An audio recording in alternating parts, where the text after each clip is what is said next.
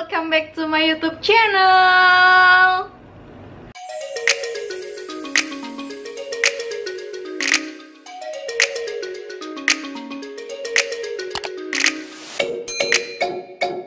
Balik lagi sama aku Evin Maulani di channel aku. Hari ini kayak janji aku sebelumnya, aku mau bikin Q&A tentang kehamilan aku. Tapi kemarin aku bilang aku mau bikin Q&A sama suami aku.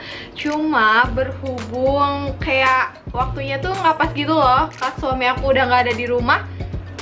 Terus ketika suami aku masih ada di rumah, terus akunya masih males gitu kan, yang namanya lagi hamil gitu, kayak mut-mutan gitu buat bikin video juga dan buat ngedit juga. Nah sekarang aku mau bikin Q&A yang udah aku janjiin ke kalian, dan aku juga mau sharing ke kalian kehamilan aku yang sekarang. Doain juga semoga sehat-sehat terus. Dan buat kalian yang belum dikasih kepercayaan, dikasih momongan, dan belum pernah hamil, semoga secepatnya dikasih kepercayaan sama Allah. Terus berdoa dan terus ikhtiar apapun itu jalannya, insya Allah nanti bakal ada rezekinya. Dan buat kalian yang udah mampir di channel aku dan selalu support channel aku, jangan lupa subscribe di bawah dan jangan lupa like video ini. Jika kalian suka, jangan lupa komen di bawah, komen yang membangun tentunya, dan share ke teman-teman kalian sebanyak-banyaknya.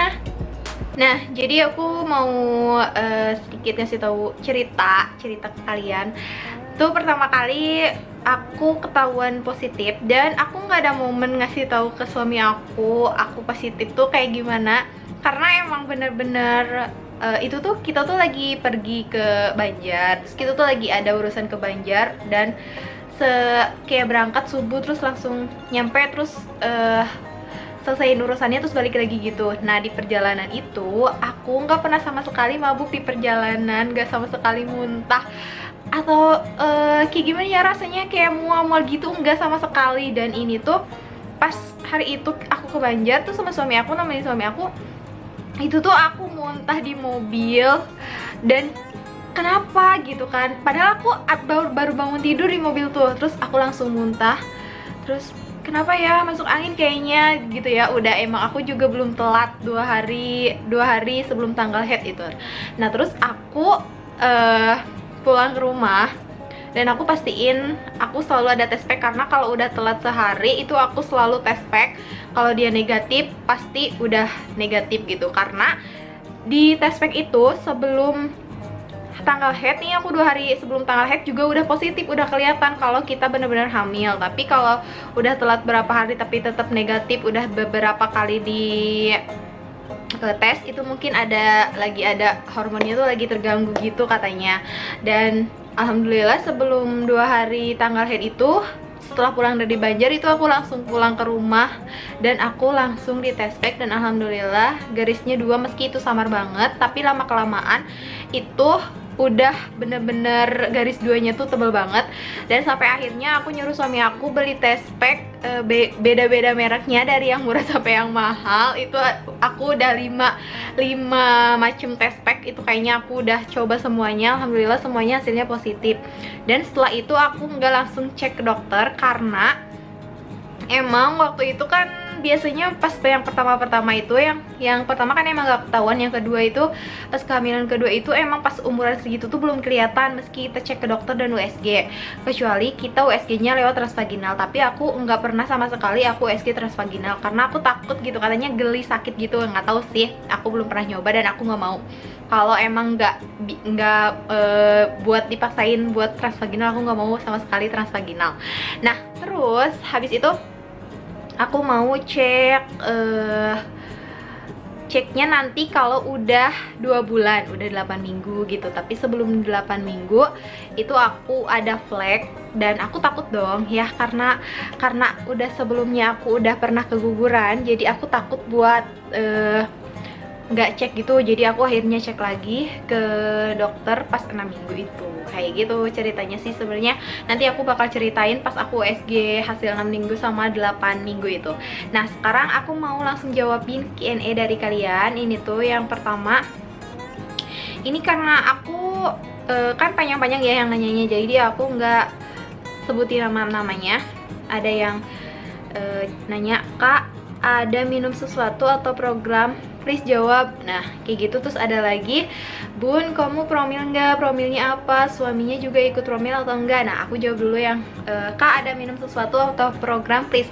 Ya aku minum sesuatu dan aku program. Kenapa? Karena emang aku udah 2 kali dan aku program tuh sambil menjalankan pengobatan TORCH aku. Karena aku ada TORCH dan juga ada kista, jadi aku sambil ke dokter tuh sambil mengobati TORCH itu sama kista itu, dan aku sambil program gitu loh sama dokternya itu. Tapi aku di samping lain aku program yang lainnya, nanti aku share karena ini panjang banget tentang promil aku, nanti aku bakal share ke kalian.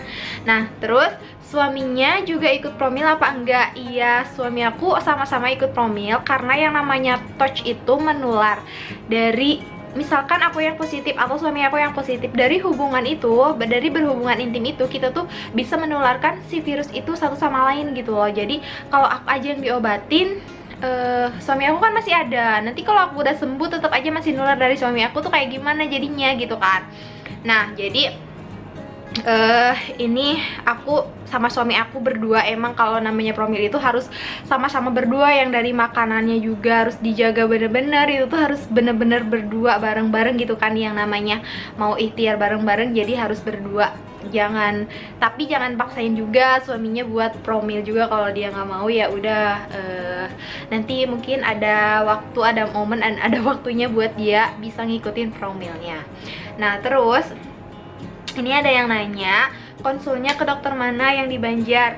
Aku selalu konsul ke dokter Asep. Terus banyak yang nanya ke aku, kenapa nggak ke dokter ini, nggak ke dokter ini? Kan di Banjar banyak banget ya dokter.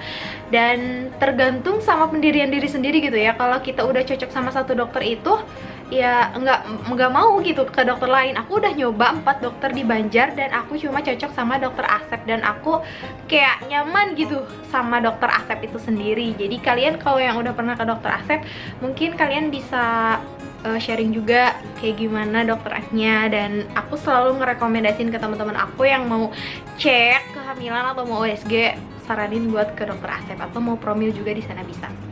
Nah terus ada lagi, jarak dari pas kena TORCH sama kista terus hamil lagi berapa bulan kak? Nah dari kena TORCH ke kista itu ada 5 bulan. Setelah beres pengobatan minum obat, aku akhirnya divonis ada kista, dan 2 bulan setelah kista itu aku alhamdulillah positif hamil. Jadi dari keguguran ke TORCH itu 5 bulan, dari keguguran ke dari TORCH ke kista itu dari keguguran ke kista itu 5 bulan. Terus kalau dari keguguran ke hamil lagi itu 7 bulan. Jadi selama 7 bulan itu aku ngejalanin pengobatan terus setiap bulan. Akhirnya aku bisa hamil lagi sampai sekarang usia kandungan aku 12 minggu. Nah sekarang promilnya yang mana kak sampai berhasil, apa cocok untuk yang punya kista? Nah kayaknya ini nggak cuma yang punya kista aja, karena di sini dijelasinnya tuh promilnya untuk yang gagal hamil atau belum pernah hamil. Maaf nih ya, sampai ke suaminya tuh spermanya 0 ataupun spermanya nggak bagus bisa juga pakai promil itu, karena biar ngebagusin si sperma cowoknya juga bisa, karena kita tuh harus berdua promilnya ya. Nah terus waktu USG itu berapa week kak? Itu 6 week, sama yang kemarin di post itu aku USG pas 8 minggu 3 hari gitu. Nanti aku bakal share juga USG nya, hasil USG nya pas 6 minggu udah kelihatan. Jadi USG itu menurut aku ini ya, USG itu menurut aku gimana tempat USG-nya juga. Ada yang temen aku USG di tempat lain tapi usianya 6 week lebih, mau 7 week malah dia lebih dari aku, belum kelihatan sama sekali. Tapi alhamdulillah aku di dokter Asep 6 week 3 hari itu udah kelihatan si janinnya, meski itu titik banget tapi udah kelihatan kalau itu ada janinnya kayak gitu. Nah pas aku saranin buat ke dokter Asep, ternyata si temen aku juga ada kayak gitu. Jadi gimana tempat USG-nya juga, gimana sih, karena si alat USG itu beda-beda mereknya, dan gimana kebagusannya tuh tergantung gitu ya teman-teman. Nah terus aku juga ada kista kak, udah bolak-balik ke dokter belum positif juga, tipsnya kak, sehat selalu ya kak. Nah Kalau aku kan udah kasih tips ke kalian, kalau kalian punya kista, jaga pola makan pokoknya, terutama pola makan yang emang bener-bener zaman sekarang tuh makannya junk food banget. Itu harus dihindarin kalau kalian punya kista, ataupun kalian takut sama kista, itu minimal seminggu sekali atau 2 kali makan itu ya, junk food. Dan sekarang aku hamil juga kayak sebulan sekali gitu makan bakso, juga baru 2 kali selama aku hamil ini 3 bulan, aku makan bakso baru 2 kali. Karena itu ngidam banget, bener-bener kayak ya Allah ngiler banget gitu pengen beli bakso. Dan itu pun makan baksonya yang kecil-kecil, tapi kata suami aku ya sama aja ya, kecil juga bakso gitu kan. Terus bolak-balik ke dokter belum positif juga tipsnya. Oke, nanti aku bakal share tipsnya, kalian pantengin aja YouTube aku, pokoknya nanti aku bakal share ke kalian, aku janji. Karena ini nanti aku juga kasih semua, mau kalian dimananya nanti aku kasih. Dan ada yang nanya lagi, Teh kalau berobat gitu, kalau suami istri Teteh habis berapa? Nah, kalau ke dokter itu tergantung obatnya. Jadi misalkan kayak kemarin kista itu, aku dikasih resep dari dokter itu enggak kista. Yang kista itu enggak sampai 500.000 sekali ke dokter sebulannya. Dan itu cuma sebulan doang aku minum obat itu. Terus tapi nggak habis karena aku kesambung sama program aku, promil aku. Nah terus udah keburu nggak ada gitu kistanya. Nah pas sebelumnya pas touch itu pengobatan 3 bulan itu tuh obatnya aku beli resep sendiri, itu bisa habis 750.000 sama periksa gitu ke dokter. Tapi itu yang minum aku doang gitu, sebulan sekali segitu, pokoknya nggak nyampe 1 juta. Jadi tergantung kitanya juga mau beli obatnya yang bagus atau yang kayak gimana. Terus mau pengobatannya tuh yang dianjurkannya apa, dikasih obatnya tuh nggak sesuai gitu. Pokoknya kita harus megang 1 juta aja buat jaga-jaga, tapi kadang-kadang kebanyakan nggak sampai 500.000 juga kayak gitu. Jadi itu untuk budgetnya setiap bulannya kayak gitu kalau kita periksain ke dokter. Ya menurut aku ya teman-teman, kalau yang namanya aku udah nikah 2 tahun terus kan kayak yang setahun gak punya anak, itu juga harus dipertanyakan ada apa nih, kenapa nih gitu kan. Bukan karena ya belum rezekinya, kita juga harus ikhtiar. Kalau udah setahun, misalkan sebelum setahun nih ke dokter, ya kamu masih pacaran belum juga setahun, nanti udah setahun kalau masih belum punya anak baru nih ke dokter lagi buat program. Biasanya dokternya kayak gitu, kalau ada yang mau promil mas baru nikah gitu kan, mau langsung promil dok gitu-gitu. Tapi kan kalau kitanya mau tetap promil, ya udah lanjutin aja, nanti sama dokternya juga diarahin. Tapi kalau biasanya dokternya suka bilang, oh orang kamu masih 2 bulan atau masih 3 bulan, nanti juga dikasih, sabar aja gitu kan. Tapi dibalik itu kita harus ikhtiar, nggak cuma berdoa, itu penting banget, tapi kita harus ikhtiar kayak gimana programnya, promilnya apa gitu. Kalau udah lebih dari setahun, mending kata aku periksain, takutnya nanti kenapa-napa atau ada apa-apa, atau nanti malah kita tuh keburu tua, waktunya udah terlalu mepet gitu, udah males banget buat ngurusin itu gitu kan. Jadi aku saranin buat promil dari, kalau setahun belum punya dikasih momongan, aku saranin kalian buat promil. Nah terus karena banyak banget tuh yang nanyanya tuh kayak promilnya semuanya gitu kan. Nah jadi aku nanti bakal jelasin juga ke kalian. Terus ini ada lagi, Teh ditunggu vlog kontrol kehamilannya ya Teh. Iya insyaallah, karena aku belum pede buat bikin video di banyak orang. Kalian tahu sendiri aku belum pede. Kalau jalan-jalan di pantai di sini aku udah sedikit agak pede buat ngevlog, tapi kalau kayak ke dokter, kayak ketemu dokter, megang kamera atau ngamerain, itu nanti aku bakal coba sama suami aku. Dan suami aku juga sekarang kan lagi WFH banget di rumah, tapi suami aku ke toko terus sih. Cuma doain aja ya, semoga sehat-sehat di sini.